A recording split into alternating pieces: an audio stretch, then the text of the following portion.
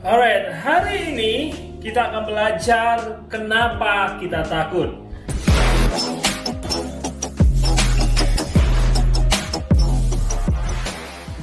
Nah, kita mau belajar apa yang membuat kita takut. Dan saya percaya ini akan memberkati kita semua. Alright, siap semua? Oke, siap semua? Please type siap. Oke, ketik semua. Alright. Oke. Saya percaya sudah siap semua dan siapkan pulpen dan tulis. Oke. Nah, hari ini kita akan belajar nanti dari Matius 14 ayat 24 sampai 33. So, pastikan teman-teman juga memegang Alkitab ya. Alright. Matius 14 ayat 24 sampai 23. Oke. Sudah siap semua? Nah, oke, sudah siap. That's good. Jessica oke, Yusuf siap. Oke, nah sebelum saya baca, saya ada sedikit pengarahan kepada kita ya. Nah, yang pertama adalah, mari kita lihat pada satu malam badai dalam cerita ini, di mana itu terjadi di Laut Galilea, dan kita akan melihat dan akan pelajari tentang kenapa kita takut. Nah, dalam cerita ini, Yesus mengutus murid-muridnya lebih dahulu dengan perahu. Sementara Yesus sendiri itu pergi sendiri ke gunung dekat laut itu untuk berdoa. Jadi pada saat cerita nanti ini, bahwa dalam konteks ini murid-murid sedang sendiri berlayar.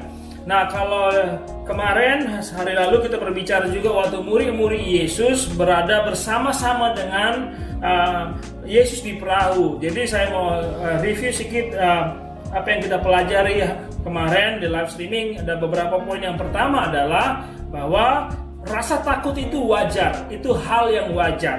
Tapi yang tidak boleh, jangan terus kita tenggelam dalam ketakutan. Jadi sekali lagi, rasa takut itu hal yang wajar, hal yang manusiawi. Tapi kita harus belajar juga di poin kedua bahwa kita harus lebih takut kepada Tuhan yang mampu mengatasi segala ketakutan kita itu. Sama seperti waktu murid-murid, mereka takut melihat badai yang luar biasa, tapi mereka lebih takut lagi kepada Yesus pada saat itu setelah Yesus melakukan mukjizat menenangkan angin badai itu, menenangkan gelombang itu. Jadi hari ini kita akan belajar lebih lagi dari cerita berikutnya, sama-sama murid-murid Yesus di tengah-tengah badai. Alright? Oke, nah mari kita buka dalam Matius 14 ayat 24 sampai 33 ya. Welcome Samuel Simamare, welcome Eval ya, Nur Haida ayat. Oke, Matius 14 ayat 24 sampai 33.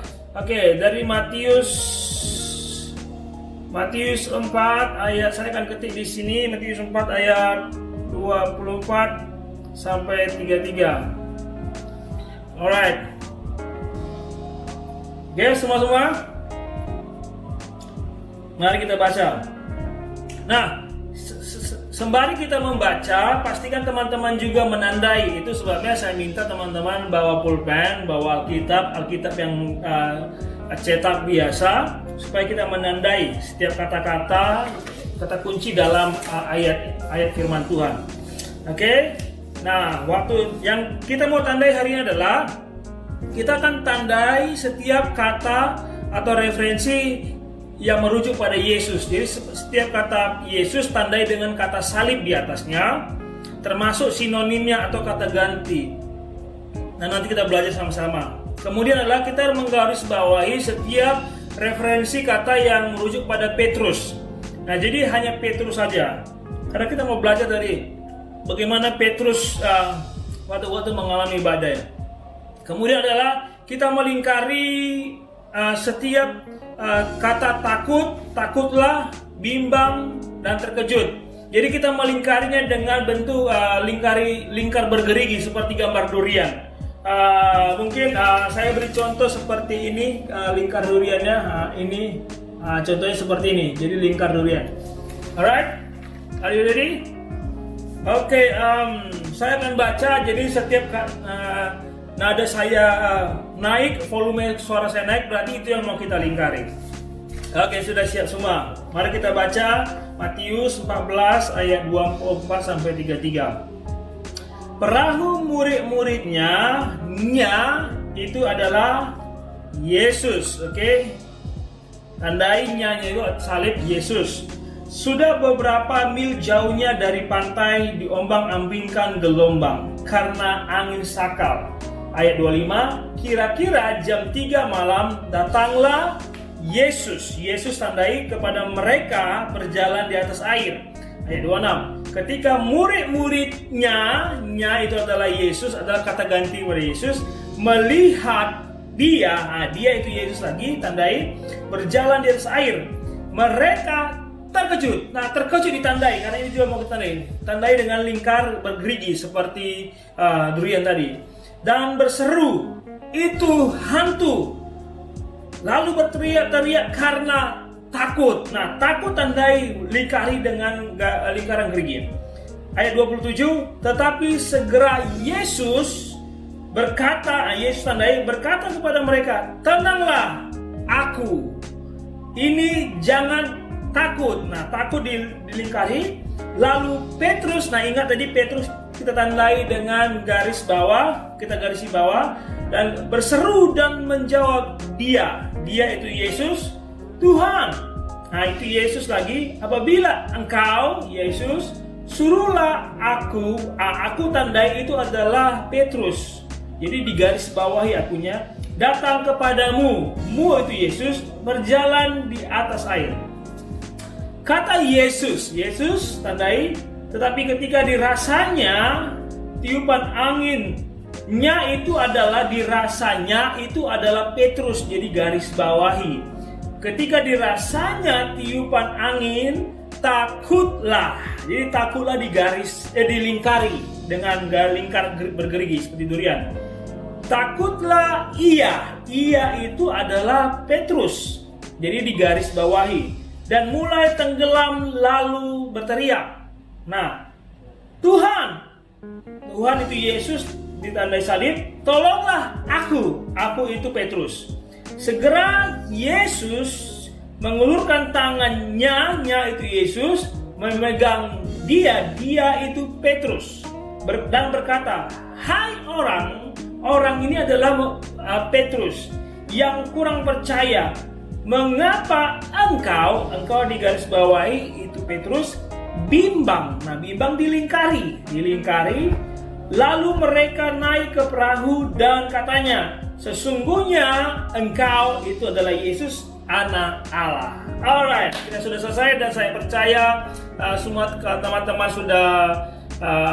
sudah menandai. Alright, kita langsung kita langsung pertanyaan dan kita langsung mulai Bible study. Nah, saya harap teman-teman nanti menjawab ya.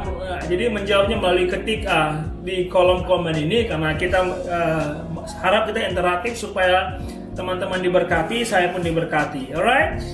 Oke. Nah, pertanyaan pertama, jelaskan situasi secara umum. Mungkin jelaskan dengan singkat apa yang terjadi. Nah, coba diketikkan apa yang terjadi pada saat itu. Coba jelaskan, ada yang bisa tulis apa yang terjadi kepada murid-murid. Apa yang terjadi kepada Petrus? Ya, mungkin jelaskan secara singkat saja, secara umum. Alright, tidak ada. Nah, mungkin teman-teman nanti bisa lihat itu mulai dari ayat 25, Matius 4 ayat 14 ayat 25, dan dikatakan di sini, kira-kira jam 3 malam datanglah Yesus kepada mereka berjalan di atas air. Ketika murid-muridnya melihat dia berjalan di atas air, mereka terkejut. Jadi yang terjadi pada saat ini adalah murid-muridnya terkejut karena Yesus datang di tengah badai, di tengah angin sakal. Jadi dari ayat 24 itu saya katakan bahwa dari pantai dan mereka diombang-ambingkan gelombang karena angin sakal. Jadi di tengah-tengah mereka diombang-ambingkan, ya Jessica, thank you. Mereka diterpa ombak. Nurhaida, Petrus merasakan ketakutan sangat besar, ya. Jadi yang terjadi pada saat itu adalah murid-murid Yesus di tengah-tengah badai, dan Petrus pada saat itu di tengah badai melihat Yesus berjalan di atas air, dan mereka terkejut dan takut. Jadi situasinya seperti itu. Dan mereka karena ketakutan, jadi sehingga mereka mengira Yesus itu adalah hantu. Nah, kadang-kadang juga kita seperti sekarang ini di situasi tengah-tengah kita wabah virus corona, kadang-kadang kita mengira ada orang menolong kita, ada orang yang diutus Tuhan mau menolong kita. Justru kadang-kadang kita sepertinya ketakutan atau seperti terkejut dan ini ada apa ini? Membuat kita terkejut. Tapi kita mau belajar lagi seterusnya. Oke, nah pertanyaan berikutnya adalah untuk setiap kata yang kita tandai yang merujuk kepada rasa takut tadi, termasuk terkejut, bimbang, takutlah. Nah, mari kita bahas rasa takut itu, penyebabnya dan apa yang Anda pelajari darinya. Jadi yang pertama adalah apa penyebab rasa takut itu. Oke, sekarang pertanyaan pertama dari ayat yang tadi kita baca, apa yang menyebabkan murid-murid Yesus takut? Ada? Welcome Eva. Nah, Eva kita buka dalam Matius 14 ayat 24 sampai 33. Nah, bisa lihat di kolom komentar saya sudah tulis Matius 4 ayat 24, Matius 14 ayat 24 sampai 33. Oke, Jessica, lalu Yesus datang dan mereka nggak mengenali Yesus. Yes. Sorry. Nah, sekarang pertanyaan tadi, kembali ke pertanyaan tadi. Nah, dari apa kita pelajari ini, kenapa apa penyebab murid-murid Yesus takut? Kenapa murid-murid Yesus takut pada saat kejadian ini? Mereka tidak percaya kepada Tuhan. Mereka tidak percaya kalau itu Tuhan. Mereka tidak percaya apa, Sus? Tidak percaya apa nih? Mereka tidak percaya. Kenapa? Oke. Nah, jadi apa yang terjadi di sini? Mereka ketakutan yang pertama karena mereka diombang-ambingkan gelombang dan angin sakal. Itu yang membuat mereka ketakutan. Dan kemudian ada kejadian kedua bahwa mereka melihat Yesus, mereka kira itu hantu. Karena begini, bagi orang Ibrani, bagi orang Yahudi, kalau mereka melihat hantu, apa Jess? Mereka tidak mengenal dengan benar siapa Yesus yang bersama-sama dengan mereka. Itu penyebab mereka juga menjadi takut. Jadi menurut orang Yahudi, kalau mereka melihat hantu atau sejenisnya, atau yang mereka sebut roh, berarti itu menandakan bahwa mereka akan mati. Jadi seperti mereka sedang dijemput pencabut nyawa. Itu sebab mereka sangat takut, karena mereka ini matilah kita sudah hantu. Nah, itu yang membuat mereka takut. Nah, pada saat ini juga kita mungkin mengalami yang sama. Kita mendengar wabah virus corona sudah sampai ke Indonesia, sudah sampai ke Medan. Ini membuat kita takut. Nah, ini yang membuat kita mungkin bingung, nggak tahu mau ngapain. Nah, jadi ketakutan itu muncul dalam hidup kita.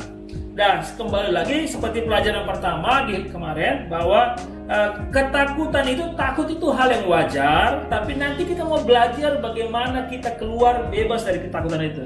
Oke, jadi itu yang membuat mereka takut.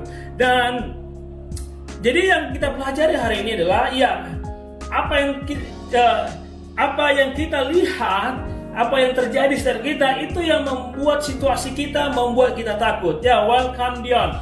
Oke, selamat bergabung. Nah, artinya ketakutan, sekali lagi mau saya katakan ketakutan hal yang wajar, tapi kita mau melihat lagi ceritanya, karena ini hari ini sangat menarik. Oke, nah yang pertanyaan berikutnya adalah apa yang terjadi dengan Petrus dan Yesus? Alright, ada yang mau ada yang mau komen, ada yang mau sharing apa yang terjadi antara Petrus dengan Yesus? Nah, ada apa di antara mereka berdua ini? Ada antara Petrus dan Yesus. Ada apa? Ada? Oke, bisa lihat ayat di ayat 29 atau mulai dari ayat 28. Saya akan baca di ayat 28. Lalu Petrus berseru dan menjawab dia, "Tuhan, apabila engkau itu, suruhlah aku datang kepadamu berjalan di atas air." Kata Yesus, "Datanglah." Maka Petrus turun dari perahu dan berjalan di atas air mendapatkan Yesus. Nah, jadi yang terjadi antara Petrus dan Yesus, Nah, waktu Petrus mendengar bahwa itu adalah Yesus, waktu Yesus mengatakan, tenanglah, ini aku. Dan Petrus mulai berkata pada Yesus, kalau benar-benar itu kau Tuhan, suruhlah aku supaya aku berjalan di atas air. Nah, dari semua murid hanya Yesus yang berani, hanya Petrus yang berani, dan akhirnya Petrus berjalan di atas air. Nah, cuma di tengah-tengah waktu dia berjalan di atas air, apa yang terjadi? Oke, Jessica, antara Petrus dan Yesus ada rasa ingin tahu bercampur ragu tapi mau mencoba. Yes. Oke. Tapi 10 menit. Oke. Jadi itu yang terjadi. Jadi Petrus mau berjalan di atas air, mau bersama dengan Yesus berjalan di atas air. Nah, cuma di tengah-tengah waktu dia berjalan menuju ke air, berjalan di atas air menuju ke Yesus. Nah, dia melihat angin, kita lihat di ayat 30. Tapi ketika dirasanya tiupan angin, takutlah ia dan mulai tenggelam. Jadi itu yang terjadi. Dan akhirnya waktu mau tenggelam, Petrus berteriak, Tuhan tolong aku, dan Yesus menolong dia. Nah, itu yang terjadi.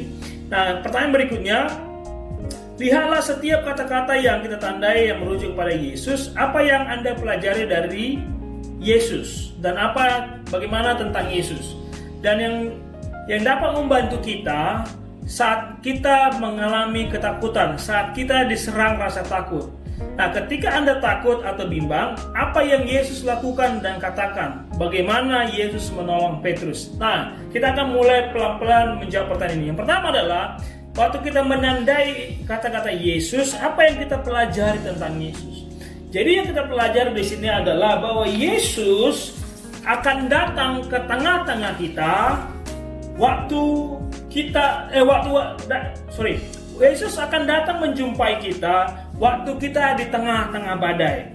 Nah, waktu murid-murid Yesus di tengah-tengah badai, Yesus datang walaupun murid-murid Yesus tidak memanggil dia, tidak meminta dia datang. Tapi Yesus tahu bahwa murid-muridnya sedang di tengah badai dan Yesus datang. Sama juga dengan kita pada saat ini, Yesus tahu kita sedang di tengah-tengah badai, di tengah-tengah corona, di tengah-tengah virus corona yang menakutkan ini. Yesus tahu dan Yesus datang ke dalam kehidupanmu. Itu sebabnya percayalah saat ini ketika engkau memiliki masalah kesehatan, masalah keuangan, masalah keluarga, Yesus datang ke dalam hidupmu. Walaupun engkau belum meminta dia datang, belum berdoa, ketahuilah Yesus datang. Nah, ini yang harus kita tahu bagaimana meresponinya.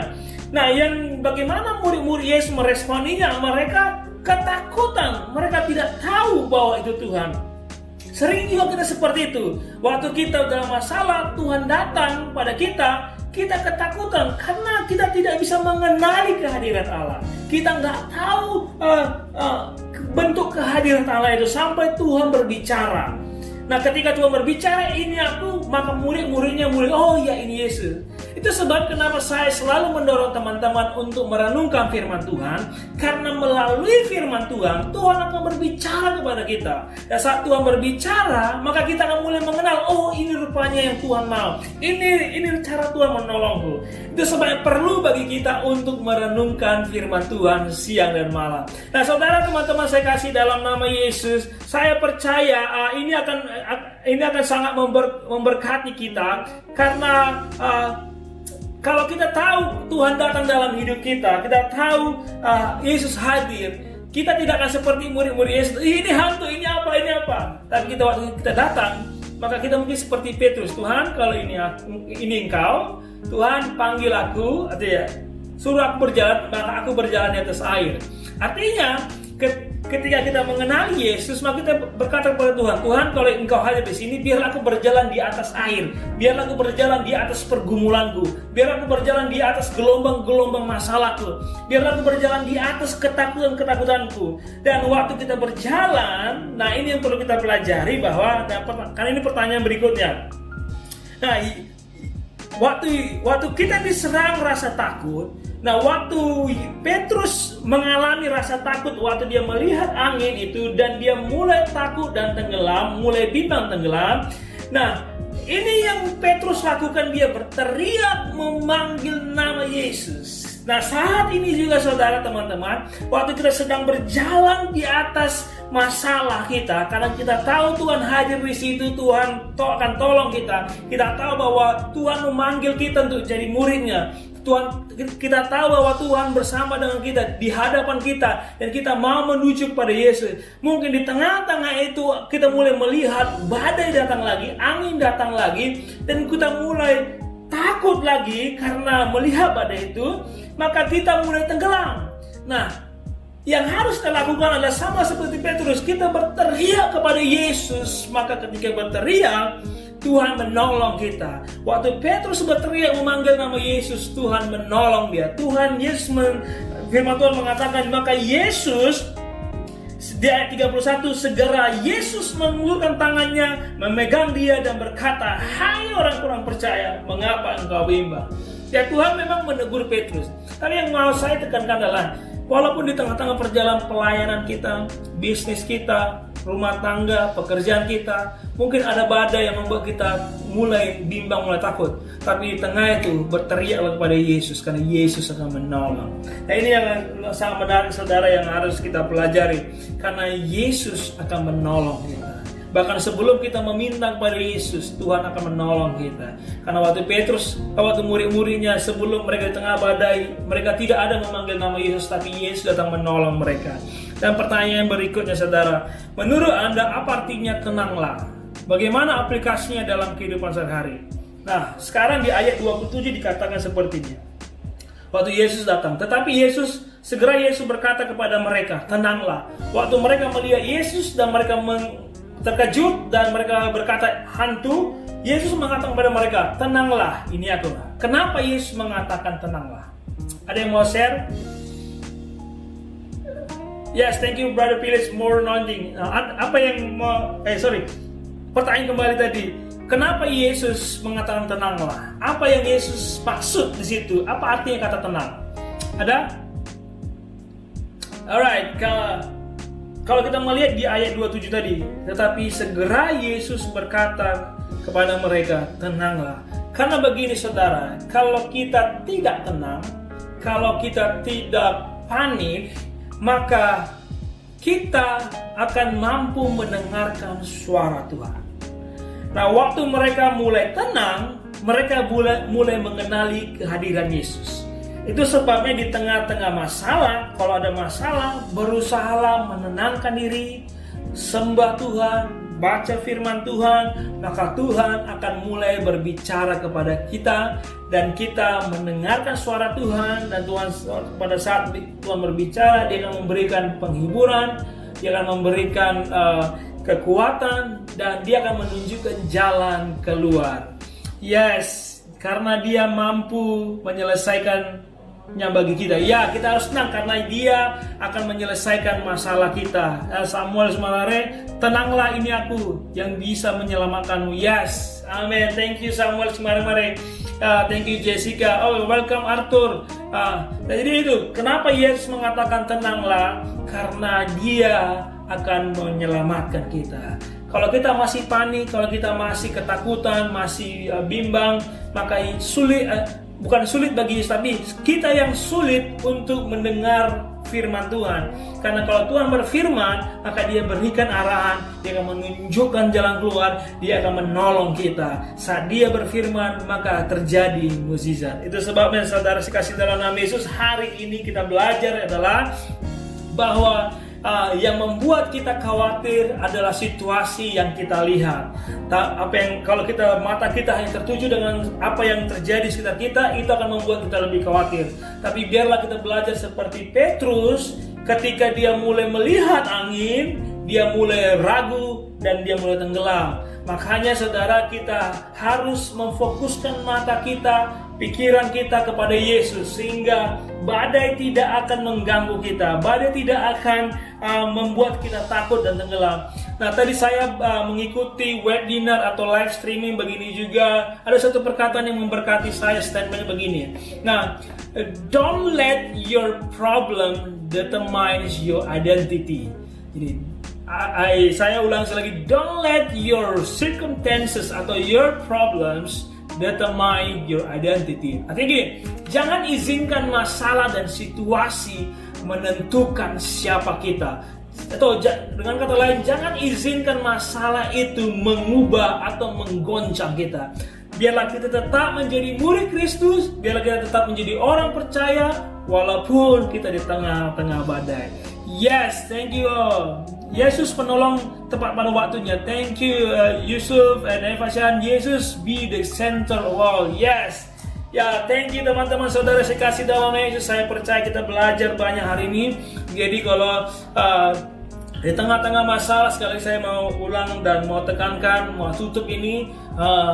Sekali lagi, di tengah-tengah masalah, pandanglah pada Yesus dan tenanglah, pandang pada Yesus, baca firman Tuhan, puji Tuhan, renungkan firman Tuhan, karena saya percaya Tuhan akan menolong kita. Dan besok saya berbicara mengenai bagaimana Daud mengatasi permasalahannya. Daud sendiri mengatakan dia mengaku walaupun dia sudah melakukan banyak kemenangan dalam peperangan, dia mengaku bahwa dia sebenarnya penakut, dia orang yang takut, tapi dia tahu dia mau bagikan kepada kita pada besok hari bagaimana dia mengatasi rasa takutnya. Dan hari ini kalau ada masalah, baik masalah coronavirus, ekonomi, masalah keuangan, atau masalah jodoh, masalah keluarga apapun, tenanglah, cari Tuhan, berseru kepada Tuhan, dan berjalanlah, pandang pada Yesus, fokus kepada Yesus.